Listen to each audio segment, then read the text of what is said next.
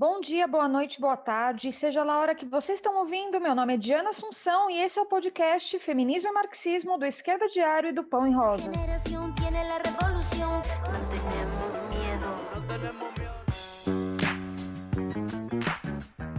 E direto da lata de lixo da história, a ditadura militar vive no governo Bolsonaro e na impunidade de assassinos e torturadores. E é por isso que nesse aniversário do golpe militar, o podcast Feminismo e Marxismo vai falar mal dos militares.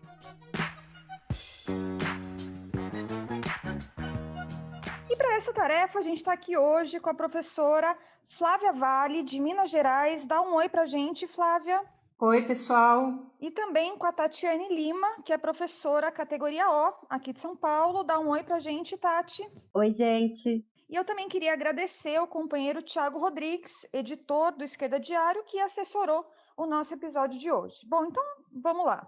Para começar esse episódio, é importante a gente remarcar que já são aí 57 anos desde que os militares deram um golpe militar para defender os interesses de empresários, banqueiros e latifundiários e derrotar o poderoso ascenso revolucionário do movimento de massa. Hoje ainda a gente tem que continuar convivendo com esses generais cada vez mais presentes na política e opinam sobre tudo, né? Fazem tweets para intervir na política, aumentando o autoritarismo e avalizam toda a política bolsonarista, ainda que a gente sabe que até mesmo entre eles tem divisões. E justamente algumas horas antes da nossa gravação aqui chegou a notícia da saída do general Fernando Azevedo do Ministério da Defesa, uma amostra, né, do tamanho dessas divisões que atravessam os militares e o governo Bolsonaro. Então, sigam acompanhando pelo Esquerda Diário. Bom, e nisso, a Lei de Segurança Nacional da ditadura volta a ser usada à torto e à direita, às vezes até com apoio da esquerda. Bom, é muita coisa, mas para entender essa situação de hoje, né, e mais do que isso, entender esse episódio nefasto da história do nosso país e também qual foi o papel das mulheres e da classe trabalhadora, vamos entender um pouco o que foi o golpe militar. É com você, Flávia. Bora lá, Di. É de arrepiar que ao longo de mais de 30 anos de democracia foram conservadas tamanhas heranças da ditadura militar. O golpe militar no Brasil, e sim, pessoal, é golpe e não revolução, que nem os militares e o Bolsonaro vomitam por aí. Então, o golpe ele foi dado no ano de 1964 e durou 21 anos. E foi uma articulação entre a burguesia nacional e o imperialismo norte-americano para descarregar a crise econômica, social e política nas costas dos trabalhadores, dos camponeses e de todo o povo. Ou seja, uma resposta imperialista à luta de classe. Daqui a pouco eu vou contar mais das intensas lutas na cidade, no campo, as rebeliões de marinheiros contra o golpe,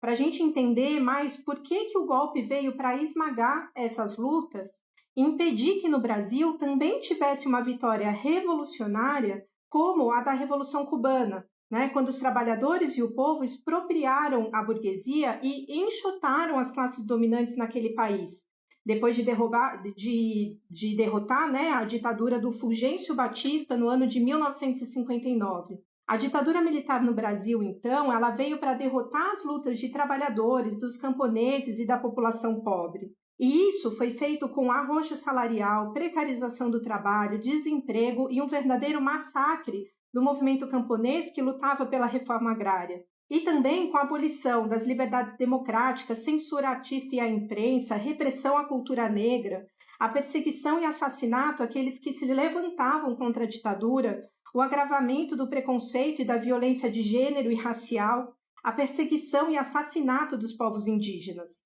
A ditadura, ela também contava com a organização de grupos paramilitares e de esquadrões da morte, que se formavam com agentes do aparato repressivo e civis que eram financiados por grandes empresários para assassinar opositores do regime, reprimir greve, torturar e assassinar a população que vivia na pobreza, que tiveram milhares de ossadas encontradas anos depois com a descoberta das valas clandestinas, como a de Perus, em São Paulo, e mostra o profundo caráter racista da ditadura militar e das classes dominantes do nosso país. Os militares, eles tentam salvar a imagem desses anos de chumbo, falando que o país cresceu na época da ditadura com o milagre brasileiro, né, como é chamado. E a verdade é que a ditadura afundou o país em dívidas enormes, como a dívida pública, que ela foi aprofundada ao longo da ditadura militar e que é o mecanismo responsável para submeter o orçamento nacional ao imperialismo, com um aumento cada vez maior da desigualdade social, da expoliação de nossas riquezas naturais, a reprimarização das nossas indústrias.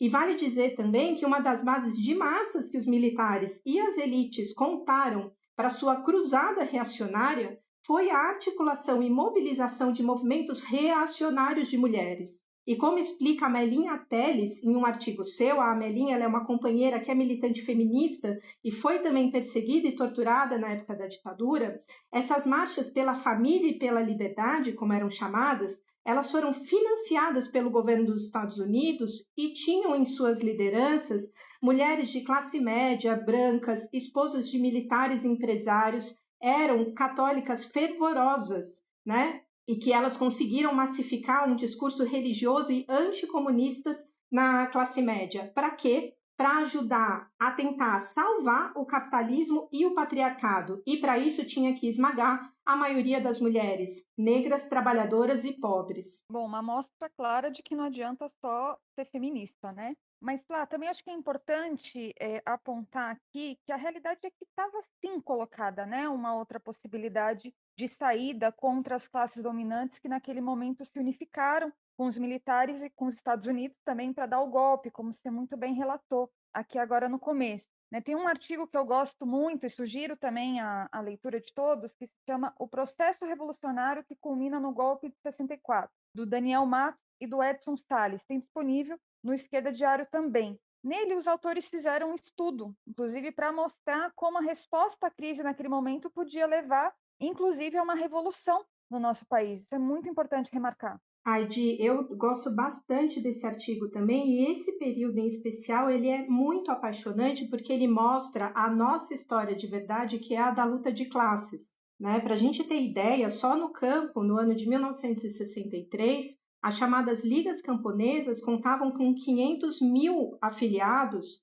que se enfrentavam com latifundiários e os jagunços na maioria dos estados do país. Tem um documentário que chama Cabra Marcado para Morrer, do Eduardo Coutinho, que conta um pouco a história dessas bravíssimas lutas camponesas pelo direito à terra e pela desapropriação dos latifundiários. Também nesse período pré-64, as classes trabalhadoras faziam greves quase permanentes, que resultou no maior ascenso de greves da história no país até aquele momento. E tem também as lutas de marinheiros, que foi uma expressão mais avançada nas movimentações nas bases do Exército, com divisões profundas que se expressavam nas revoltas das bases contra o alto mando, além de aspectos do que a gente chama de duplo poder, que contou com episódios de recusa à repressão às ligas camponesas e também de preparação para a distribuição de armas dos marinheiros para os operários.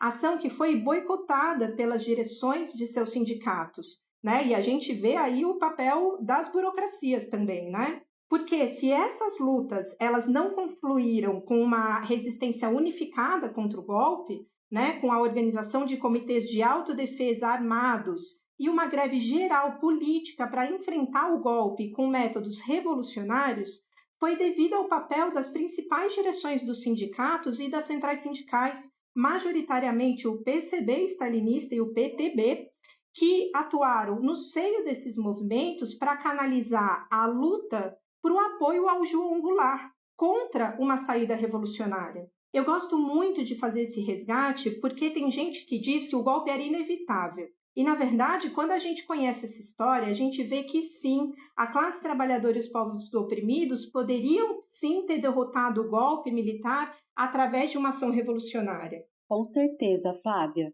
E depois de mais de 30 anos, é um absurdo como ainda tem muitos resquícios da ditadura nos dias de hoje, né? A começar pelo governo atual, com o Bolsonaro e o Mourão, os dois militares, e que defendem abertamente figuras repugnantes como o coronel Carlos Brilhante Ustra, que foi idealizador e foi chefe também dos aparatos de tortura contra os opositores na ditadura. E na luta contra a ditadura, a militante feminista Heloísa Greco Bisoca, na sua pesquisa sobre esse tema, ela diz que coube às mulheres o pioneirismo na luta pela anistia e mostra que a ação das mulheres pela via dos comitês femininos pela anistia, que surgiram a partir de 1975, teve como uma das suas referências a dona Helena Greco e organizava as mães, as irmãs, os familiares dos mortos e desaparecidos que seguiram na luta intensa pela punição dos civis e dos militares envolvidos com o golpe, né? Então é bizarro que, no fim das contas, a lei da anistia aprovada tenha igualado os torturadores e os opositores,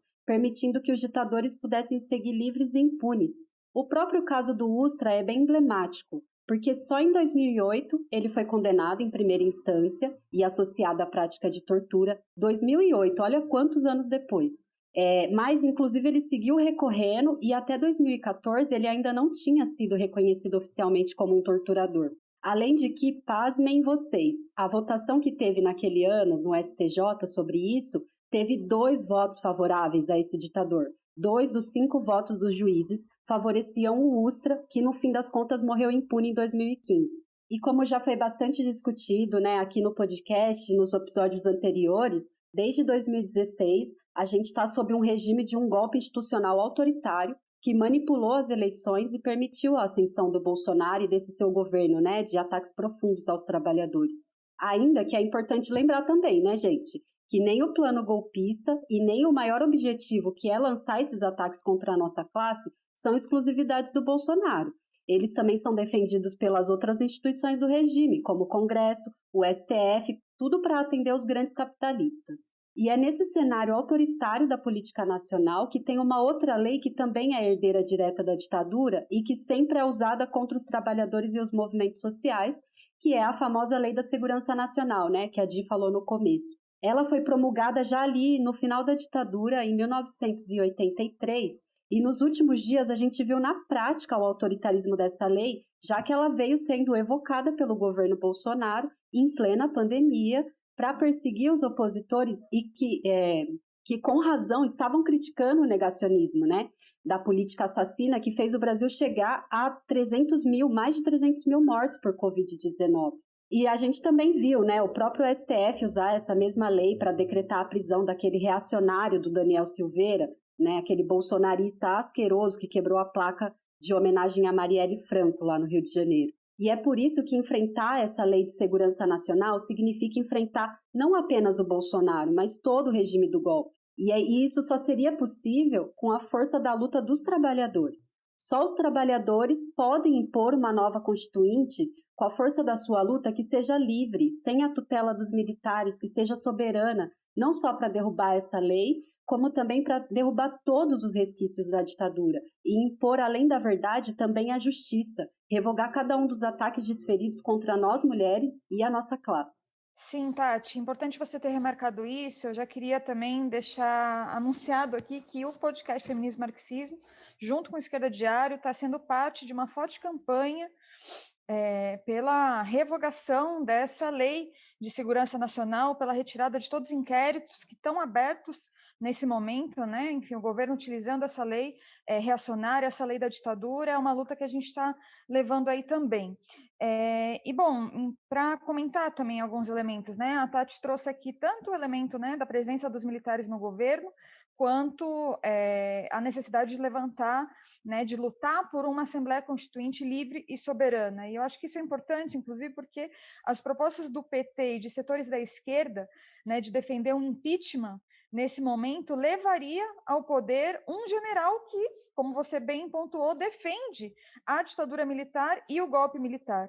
Né? Eu acho que por isso que o programa que você apontou aqui sobre a necessidade de lutar por uma Assembleia Constituinte livre e soberana é fundamental, né? Não porque o nosso objetivo seja a democracia, né, tal como ela é, mas justamente a necessidade de levar até o final a experiência das massas nessa democracia dos ricos e, nesse caminho, lutar por um governo de trabalhadores de ruptura com o capitalismo que vai exigir a auto-organização dos trabalhadores e a necessidade de um partido revolucionário para guiar e orientar essa luta revolucionária.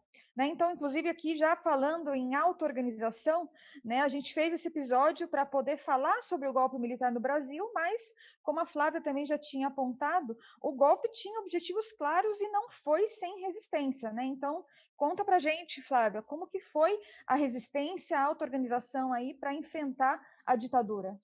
É sempre bem animador e importante a gente identificar, né, a força que tem a nossa classe. E essa resistência da classe operária contra a ditadura mostra muito isso, né? A classe trabalhadora ela fez a sua primeira grande luta contra a ditadura no ano de 1968, com as greves de ocupações de fábricas nas cidades de Osasco, em São Paulo, e aqui, né, em Contagem, Minas Gerais. E essas greves elas aconteceram em meio a um ascenso do movimento estudantil em todo o país, né? E também da passagem para a oposição à ditadura de setores das classes médias, o que fez a ditadura aumentar a repressão, impondo o que ficou conhecido como o golpe dentro do golpe, né? Com a imposição do Ato Institucional número 5, ou AI-5, como ficou conhecido. No ano de 1974, a ditadura sofreu uma derrota nas urnas, né? O que, junto com a explosão da crise econômica internacional, com a crise do petróleo, fez a ditadura iniciar o processo de abertura lenta, gradual e segura, como afirmou o general na época Ernesto Geisel. Mas essa abertura foi muito menos segura do que aspiravam os militares. Né? Isso porque, nos anos seguintes, o movimento estudantil, as classes médias da cidade e os desempregados começaram a fazer uma série de lutas. E as reações contra a penúria da vida e da superexploração do trabalho tiveram como ápice as greves operárias que aconteceram nos anos de 1978 e 1980.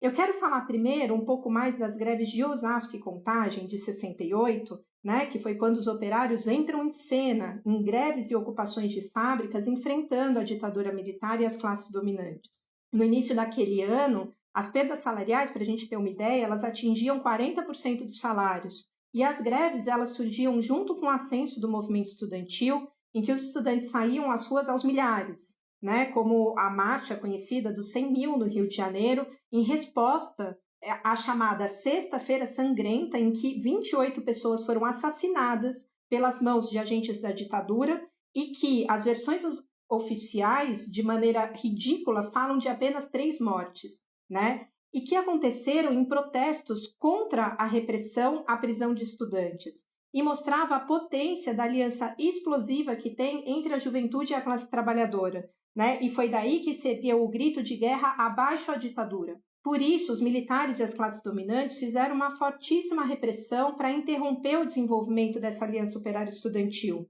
E Osasco e Contagem, naquele momento, eram polos industriais e operários com um proletariado super novo e uma burocracia sindical não suficientemente forte para controlar esses processos de radicalização. A greve de Contagem reuniu cerca de 20 mil operários e, junto com as greves de Osasco, eram vistas como uma ameaça à ordem. O ministro do Trabalho daquele momento, Jarbas Passarinho, que ele se chamava, teve que reconhecer que aquelas greves não se tratavam de salários, mas era a ordem que estava em jogo. Em Contagem, os trabalhadores ocuparam a fábrica belgo-mineira, né? Hoje ligada ao grupo multinacional ArcelorMittal, e só um parênteses bem rápido para dizer que é o mesmo grupo que esse mês, nosso agora de março, tiveram seus empresários denunciados por vacinação VIP na pandemia, o tamanho absurdo. Mas, enfim, em Osasco, os trabalhadores ocuparam a empresa Cobrasma, que produzia materiais ferroviários. Nessas duas cidades, as fábricas elas foram ocupadas por operários que passaram a assumir tarefas de direção, desde os refeitórios até os postos de vigilância. E os trabalhadores formavam comissões para negociar com os patrões e para se proteger da violência policial. A greve de Contagem pegou os militares de surpresa e, apesar da derrota e da perseguição sofrida, obrigou a ditadura a promover um aumento geral dos salários, reconhecendo a força das greves. Essas lutas tão potentes só podiam ser liquidadas com uma derrota que servisse de lição. O exército chegou a sitiar a cidade de Osasco por causa disso. E impuseram o AI-5, que até hoje é esse excremento reivindicado por Bolsonaro e pelos militares. Sim, Flá, e Osasco e Contagem foram realmente símbolos de luta contra a ditadura em 68, né? E mesmo que derrotados, né, como você demonstrou, marcaram um processo inicial de ruptura do proletariado com as velhas direções e burocracias, como as do Partido Comunista, do varguismo e do sindicalismo pelego também, contribuindo com formas de classismo e de auto-organização como as comissões de fábrica, né, que possibilitaram também a preparação do maior ascenso operário contra a ditadura nos anos 78 e 80. Né, acho que isso é importante remarcar para até a partir disso, desse elemento classista e de auto-organização, ver o papel das mulheres trabalhadoras aí. Com certeza, Di. E nesse novo ascenso, as mulheres elas foram linha de frente e elas mostraram também a grande radicalização por também estarem submetidas de maneira mais intensa à superexploração. E mesmo que sendo minoria naquele momento nos postos de trabalho nas indústrias, elas eram as mais radicalizadas, porque expressam sensivelmente também de maneira mais forte a necessidade da unificação da luta política contra a ditadura com a luta por direitos econômicos e sociais. Nesse grande ascenso de lutas operárias de 78 e 80, o protagonismo de trabalhadores foi lá do pessoal do ABC Paulista, com greves que se espalharam nacionalmente e que tiveram a faísca com a famosa greve da Scania, de 12 de maio de 1978. As greves elas se expandiram, né, do ABC para São Paulo e para todo o restante do país, com fortíssimas mobilizações de metalúrgicos, bancários, professores, operários da construção civil, como em Belo Horizonte também, né, que o centro daqui da capital ele foi tomado em 79 por esses trabalhadores valentes da construção civil e foram contidos só por uma fortíssima repressão policial. Tem uma greve majoritariamente feminina, que também foi um rastilho de pólvora para todo o país, que foi a greve das trabalhadoras da educação aqui de Minas Gerais. Essa greve ela foi chamada pelo secretário da Educação da época de greve sem rosto, como ele dizia, né? Que mostra que para um burocrata machista da ditadura militar é inconcebível ver o rosto de mulheres na linha de frente, ainda mais quando esses rostos são de mulheres trabalhadoras e mulheres negras em sua maioria. Enfim, e todas essas lutas, elas mostram o potencial que estava colocado para a derrubada revolucionária da ditadura militar. Isso é muito importante, né? Que poderia ter sido os trabalhadores à frente, hegemonizando as demandas do povo pobre.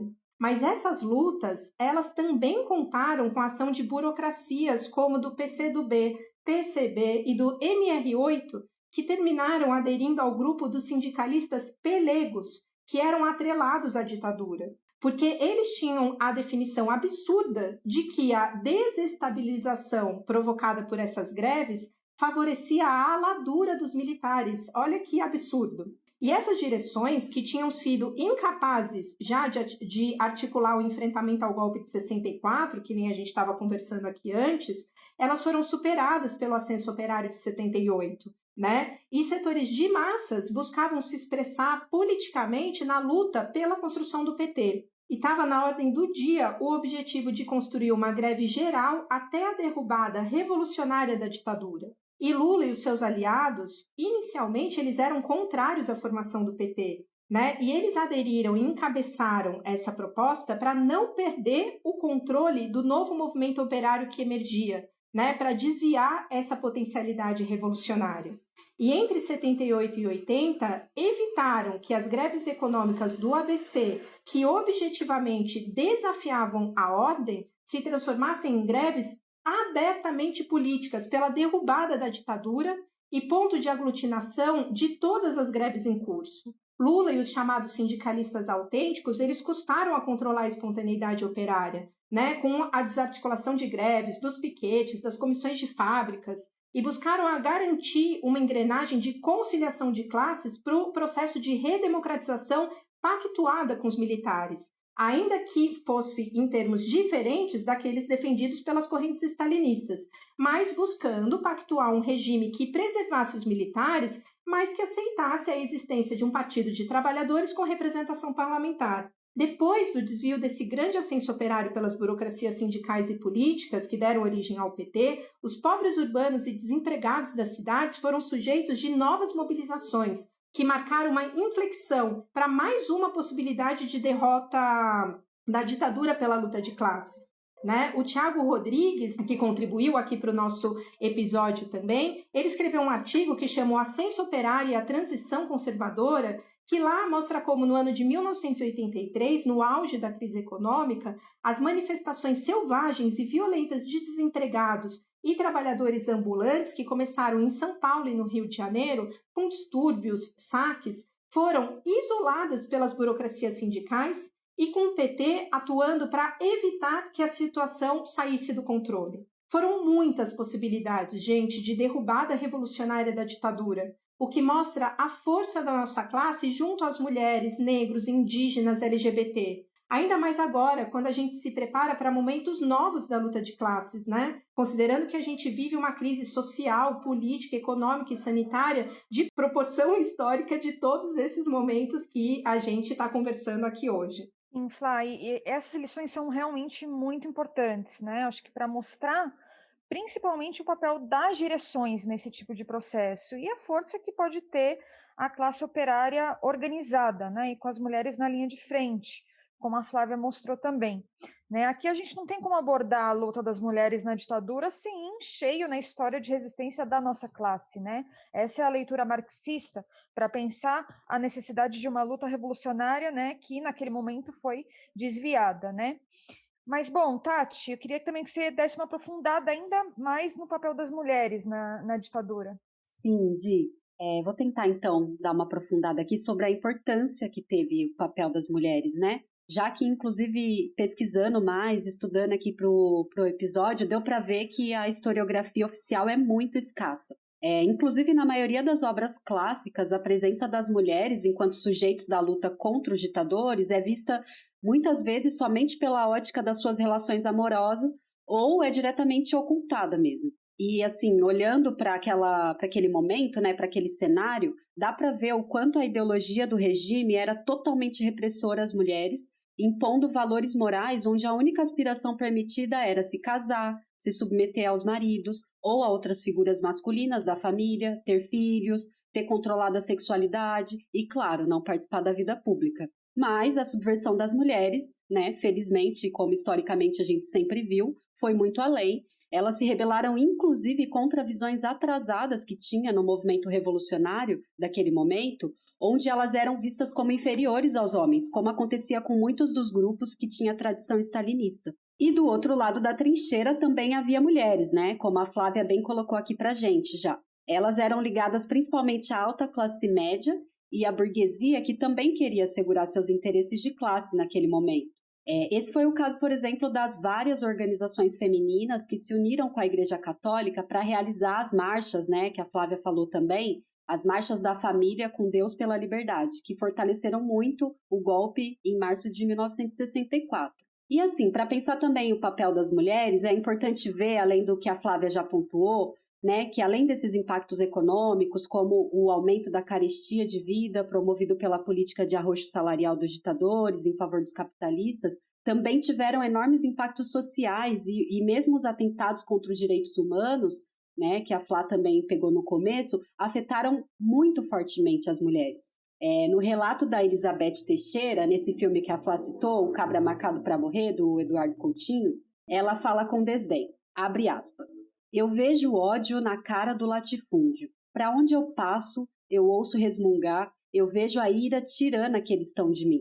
Fecha aspas. Então, gente, a Elizabeth e milhares de camponesas sofreram muito duramente com a repressão do regime e também as mulheres indígenas, né, e seus povos que foram brutalmente atacados. Eu estava vendo um dado da Comissão da Verdade muito chocante, assim, de que das 10 etnias, né, que a comissão averiguou, das mais de 300 que vivem no Brasil, ou seja, uma pequena parcela que foi averiguada, já nessa pequena parcela, mais de 8.000 indígenas foram assassinados em nome do agronegócio. Né? Qualquer semelhança com a realidade dos dos latifundiários amigos do Bolsonaro não é mera coincidência. Essa era toda uma situação muito terrível no campo.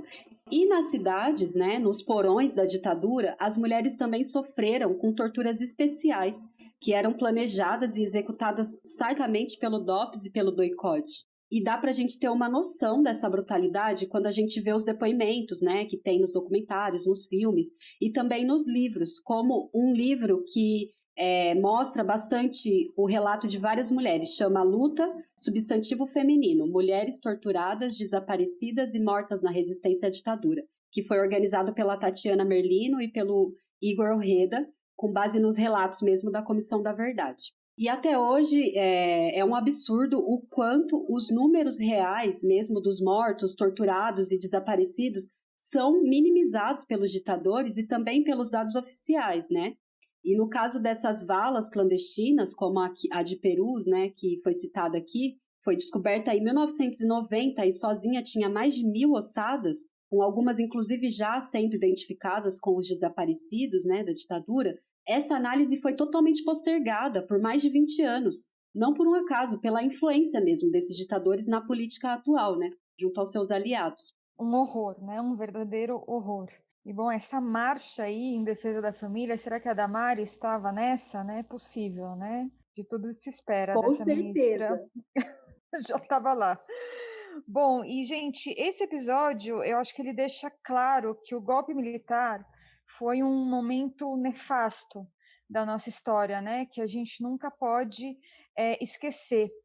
Por isso, é nossa bandeira até hoje a luta por verdade, memória e justiça, né? E por isso também pela punição de todos os assassinos e torturadores da ditadura que vivem até hoje na impunidade. General Mourão, General Vilas Boas, General Augusto Heleno são nomes que passaram a ter peso em distintos momentos da política nacional, sustentando o golpe institucional, que é importante aqui a gente dizer que a gente trata teoricamente de forma distinta o golpe institucional de 2016 com o que foi o golpe militar de 64, como a gente expressou aqui nesse episódio. Bom, e justamente atuando com Bolsonaro, mas sustentando também, apesar das fissuras e diferenças, todas as instituições desse regime apodrecido, querendo fazer reviver leis da ditadura militar, né? Por isso, como a gente já falou aqui nesse episódio, a gente tem que lutar contra todos esses resquícios, lutando pela revogação da Lei de Segurança Nacional, pela revogação também de todas as reformas, né, que atacam a classe trabalhadora, e por justiça contra os torturadores e assassinos da ditadura. Essa é uma luta das mulheres e da classe operária que o Põe em Rosas vai seguir levando com toda a força.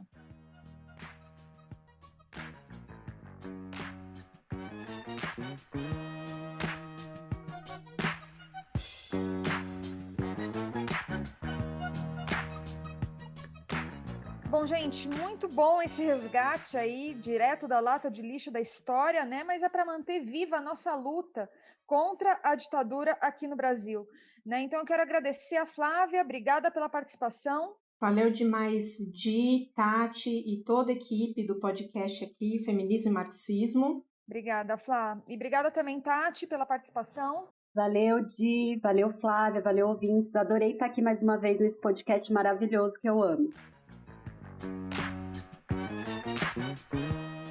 Pelos nossos mortos, torturados e desaparecidos. Memória, verdade e justiça. Até a próxima, pessoal. Curtam e compartilhem.